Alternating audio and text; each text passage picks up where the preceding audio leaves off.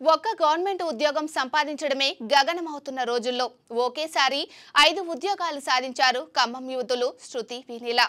ముందుగా శృతి గురించి తెలుసుకుందాం. నిరుపేద కుటుంబానికి చెందిన కొలుపుడు శృతి ఒకేసారి 5 ఉద్యోగాలు సాధించింది.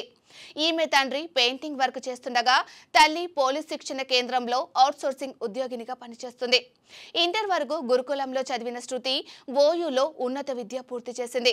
ఒకేసారి ఎక్సైజ్ కానిస్టేబుల్, గురుకుల school librarian, women child welfare ఈవోతో పాటు గురుకుల degree college lecturer, TSPSC JL లైబ్రేరియన్గా ఉద్యోగాలు సాధించింది శృతి.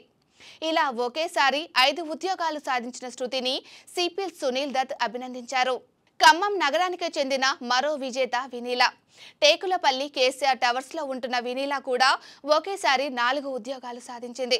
5వ ఉద్యోగానికి కూడా వినీల క్వాలిఫై అయింది. కానీ తాను ఆ ఇంటర్వ్యూకు హాజరు అయితే మరొకరు ఉద్యోగం పొందే అవకాశం కోల్పోతారని ఆ ఉద్యోగాన్ని వినీల వదులుకుంది.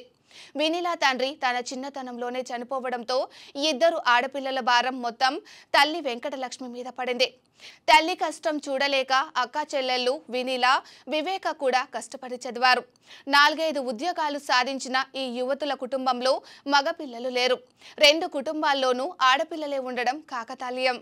ఖమ్మం నగరానికి చెందిన ఈ యువతులిద్దరూ ఒకేసారి 4-5 ఉద్యోగాలు సాధించడంతో ఖమ్మం వాసులు వారికి శుభాకాంక్షలు తెలిపారు.